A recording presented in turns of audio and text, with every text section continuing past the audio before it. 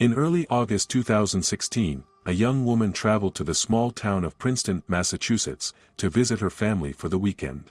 She planned to spend just a few days with her loved ones, recharge, and return to New York on Sunday, where she lived and worked. However, the visit meant to be warm and uneventful ended with the woman's disappearance under strange circumstances. The case didn't just alarm the local community, it sparked a wave of public outrage and attention that would persist for years.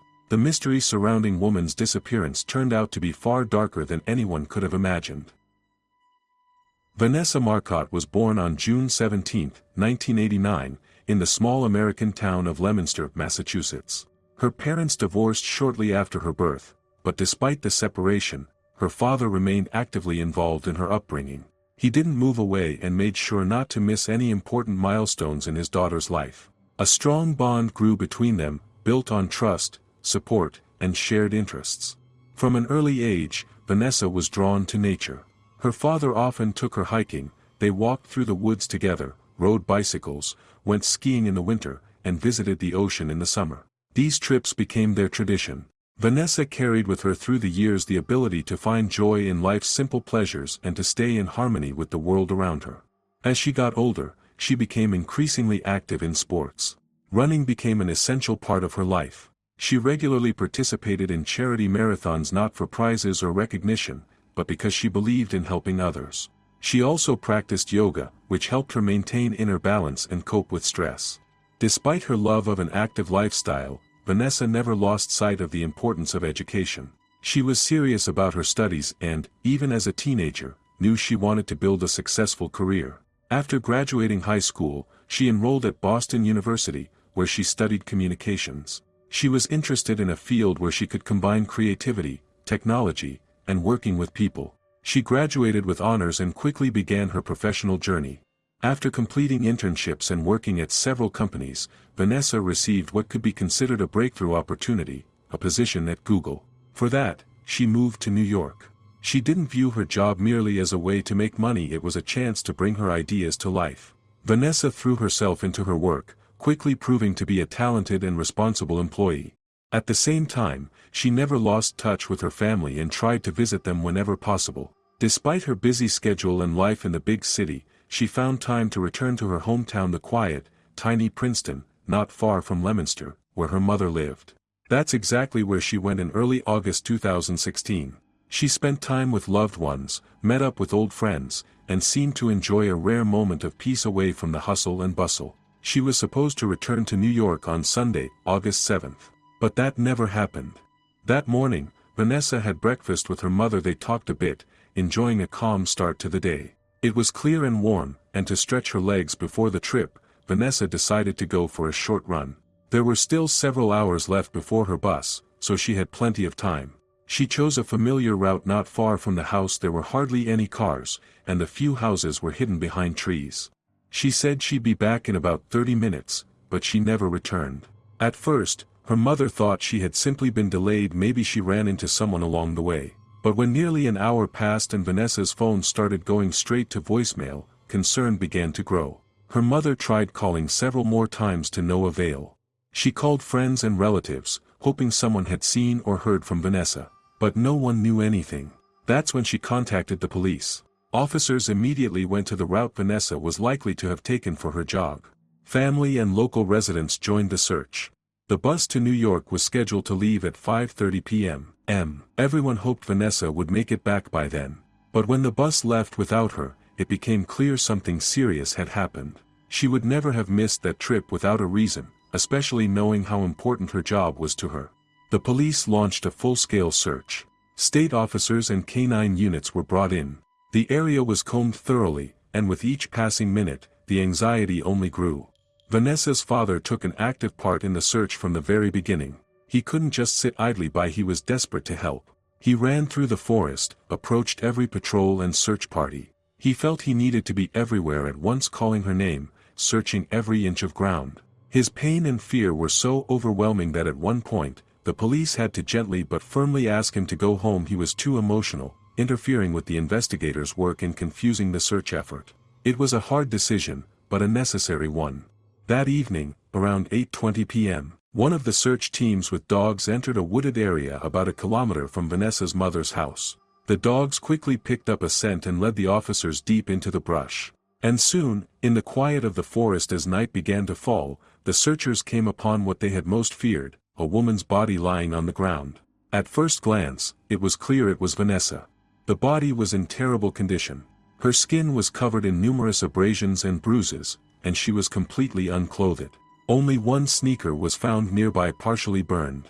There were burn marks on her body as well. Investigators immediately suspected that the perpetrator had tried to set the body on fire, likely to destroy evidence. However, the attempt had failed. Either the fire hadn't caught, or the killer abandoned the effort, possibly afraid someone would see the smoke.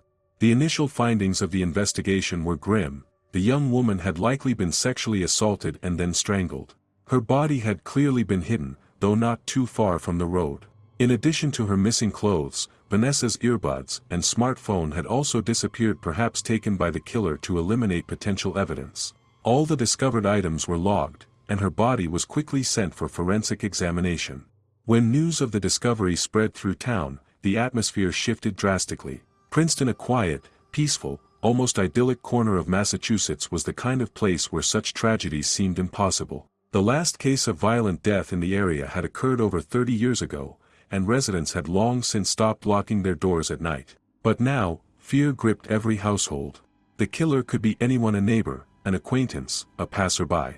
No one felt safe anymore. The results of the autopsy confirmed the worst fears. The cause of death was strangulation. Vanessa's body showed multiple injuries, some of which were clearly sustained during a struggle. She had fought back with everything she had.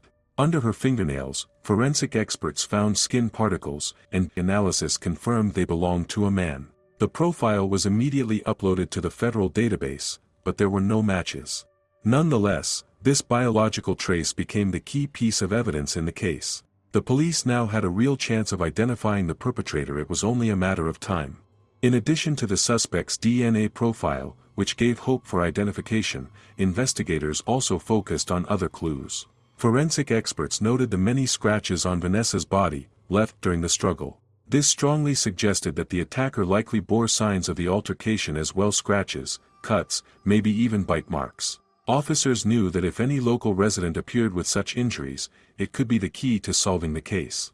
Regarding the burns on the victim's body and the charred sneaker, the forensic report confirmed that the killer had used gasoline. Traces of the flammable substance were found on the ground and on what remained of the clothing. Clearly, he had tried to burn the body to destroy evidence but had failed. Perhaps he panicked at the sight of smoke or simply couldn't get the fire going. Although the autopsy couldn't conclusively prove sexual assault, all signs pointed to that being the primary motive. Investigators treated it as a priority theory but didn't rule out other possibilities such as personal animosity or an attack by someone known to Vanessa. The police mobilized all available resources and appealed to the residents of Princeton for help. In a town of just over 3,000 people, most locals knew each other by sight, and investigators hoped someone might have noticed something unusual. Special attention was paid to men who had suddenly appeared with fresh scratches, bruises, or other signs of a recent fight. It didn't take long for the first lead to emerge. A man came forward claiming that on the day Vanessa went missing, at around 12:45 p.m., he had been driving along the same rural road and spotted a dark SUV parked on the shoulder with its hood up. Standing beside it was a man of Latino appearance, stocky, in his 20s or 30s. He seemed busy but calm.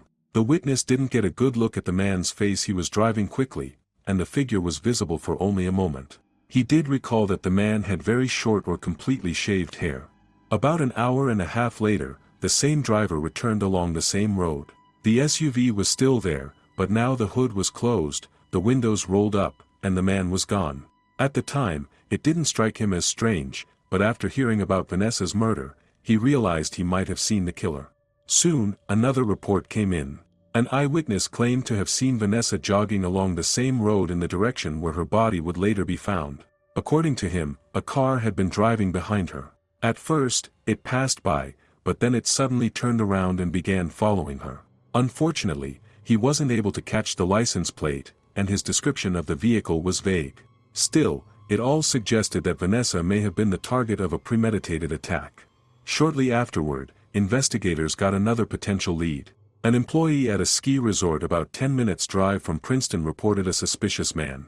He had noticed someone with scratches on his face and neck who was behaving nervously. The man had been caught on a security camera, and the footage was passed to the police. Detectives carefully reviewed the video and managed to identify the individual. At first glance, he fit the profile of a possible suspect. His appearance, build, and fresh injuries matched. His behavior was also suspicious. He clearly avoided interactions and tried not to be noticed. Police began investigating his possible involvement in the murder. However, it soon turned out that he had a solid alibi, confirmed by several witnesses. To be absolutely certain, investigators waited for the DNA test results, which ultimately ruled him out as a suspect. Over the following weeks, police processed hundreds of incoming tips. People kept calling, writing, and sharing their observations and theories. In total, more than 1,000 leads were received. Although some of them seemed promising, none led to a real breakthrough. The investigation was stalling. Every potential theory investigators had hoped for turned out to be false. Police questioned local residents, looked into people temporarily staying in Princeton, reviewed surveillance footage, and searched for the owners of dark SUVs, but none of these efforts produced results. Vanessa's relatives weren't ready to give up. They did everything they could to draw public attention to the investigation. Flyers with Vanessa's photo and a plea for help appeared not only in Princeton but in neighboring towns as well. A website was launched, listing police contacts and a timeline of the events to make it easier to share information. People actively reposted the page on social media, and the press continued following the case. However, as days and weeks passed, hope gradually gave way to despair. Investigators carefully vetted hundreds of men, as well as everyone who might have known Vanessa both personally and professionally. None of these avenues led anywhere. That's when FBI profilers were brought in to analyze the case. They concluded that the murder was likely unplanned and spontaneous.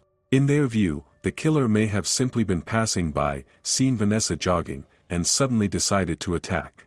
The FBI theorized that the perpetrator probably didn't know Vanessa personally. He could have been a random visitor to the town or someone who regularly passed through Princeton, perhaps for work or family reasons. Based on the brutality of the attack, experts suggested that the killer might possess sociopathic traits, coldness, a lack of empathy, and emotional detachment. This could explain why he remained undetected. Such individuals are often excellent at blending in and appear completely ordinary. Sociopaths not only know how to hide their emotions but are also skilled liars. They feel no remorse, no guilt, and can carry on as if nothing happened even after committing a horrific crime. It was entirely possible that Vanessa's killer calmly returned home or to work, showing no visible signs of distress. This behavior could have kept him from falling under suspicion, despite the savage nature of his crime. Meanwhile, the case had practically ground to a halt. Weeks turned into months, and there was still no significant progress. Detectives kept working, re-examining the evidence, re-interviewing witnesses, and double-checking previously submitted tips. But the longer the investigation went on, the clearer it became they had hit a dead end. Hope of catching the killer was fading. Then, unexpectedly, a breakthrough came 9 months after the tragedy. In April 2017, a patrol officer on duty in the city of Worcester, about 30 kilometers from Princeton, noticed a black SUV on the road. Behind the wheel was a man of Hispanic appearance, with a short haircut.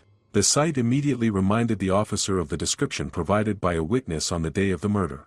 Realizing this might be a crucial lead, the officer quickly jotted down the license plate number on his hand while the vehicle was still in sight. Later, back at the station, he ran the registration and found that the vehicle belonged to a 31-year-old man named Angelo Colon-Ortiz. He lived in Worcester with his girlfriend and their 3 children. He had no criminal record and, at first glance, appeared completely ordinary. Nevertheless, the information was promptly forwarded to detectives, who decided to visit him. When officers arrived at his address, they immediately faced a challenge. Angelo spoke very little English. However, one of the officers knew Spanish, which made communication possible, and Colon-Ortiz's girlfriend also helped translate the conversation. The officers politely but firmly asked him to provide a DNA sample, and he agreed. While the lab analyzed the sample, detectives began digging deeper into Colon-Ortiz's background. They learned that he worked as a courier, delivering packages between warehouses and post offices. This meant he frequently visited small towns in the area and knew the region well, including Princeton. His job explained why he might have been in town on the day of the murder without raising suspicion. Investigators continued gathering evidence and made the next step, requesting geolocation data from Angelo's phone. While the provider couldn't provide exact coordinates, even the approximate location proved useful on the day of the murder. Colon-Ortiz's device was in Princeton. More importantly, it was in the very area where Vanessa Marcotte's body was later found. This coincidence could not be ignored. Police went even further and reviewed Colon-Ortiz's financial activity on the day of the crime. His bank statement showed that shortly after the estimated time of the murder, he had stopped at a gas station in a nearby town and purchased exactly $5 worth of gasoline. It wasn't much, just enough to fill a small container. This detail was crucial. Traces of gasoline had been found on Vanessa's body, along with a partially burned sneaker nearby. All of this pointed to a possible attempt to burn the body and destroy evidence. The pieces finally fell into place when the DNA test results came in. The biological material found under Vanessa's fingernails matched the sample provided by Angelo. It was a perfect match, meaning he had come into physical contact with Vanessa at the time of her death. After 9 months of painstaking investigation, police had finally found their suspect. Angelo Colon-Ortiz was arrested, but during interrogations, he categorically denied any involvement. The case was handed over to the court, and at first glance, it seemed like the prosecution would have no trouble securing a conviction. They had the DNA match, proof of the suspect's presence at the crime scene, and records showing a gasoline purchase. It all lined up. But then the defense introduced a counterargument that threatened to unravel everything. Colon-Ortiz's lawyers claimed that his DNA sample had been obtained improperly. According to them, he did not understand what was happening at the moment he gave the sample. He spoke almost no English, and the police allegedly failed to provide a proper translation. Angelo stated that he had signed a document without realizing what it meant and had agreed to provide the DNA sample only because his girlfriend told him to do so. This posed a serious threat to the prosecution. If the court ruled that the sample had been collected illegally, the key piece of evidence would have to be excluded. That could not only weaken the case, it could unravel it entirely. The legal hearings on this issue dragged on, and the prosecution did everything it could to prove that the consent had been given voluntarily. Ultimately, the judge ruled that the DNA results could be used in court. Nevertheless, Colon-Ortiz continued to deny his involvement. He made no confession, and the preparation for trial dragged on for years, requiring additional examinations, paperwork, and hearings. Throughout all these years, Angelo Colon-Ortiz remained behind bars. The court set bail at $10 million, a sum far beyond the means of him and his family. As a result, he waited for the trial to begin without ever leaving the jail. But despite the investigation having long since concluded, the trial itself kept getting postponed for a variety of reasons, from procedural delays to actions by the defense. In total, more than 6 years passed since the murder before the case finally began to move forward. For Vanessa's family, the wait was an unbearable ordeal. Losing a daughter and niece was already a tragedy, but even harder was spending years without a sense of justice. During this time, detectives gathered additional information that only deepened the suspicion against Colon-Ortiz. Although he had lived in Worcester for less than a year, local residents had already formed a negative opinion of him. Several women in the area stated that Colon-Ortiz behaved inappropriately, making lewd comments and acting in ways that made them feel unsafe. Some even went out of their way to avoid him, crossing the street when they saw him coming. One of the women, an employee at a post office in Princeton, told police about her unpleasant encounters with Colon-Ortiz. He regularly delivered packages there and each time made offensive and vulgar remarks toward her and her coworkers. He always spoke in Spanish, apparently assuming that no one would understand him. But the woman spoke the language and knew exactly what he was saying. With each of his visits, she grew more uneasy, and she admitted she was genuinely afraid of him. Moreover, she revealed that she often walked to work along the same route Vanessa used for her runs. After the murder, she no longer felt safe and eventually decided to leave the town altogether.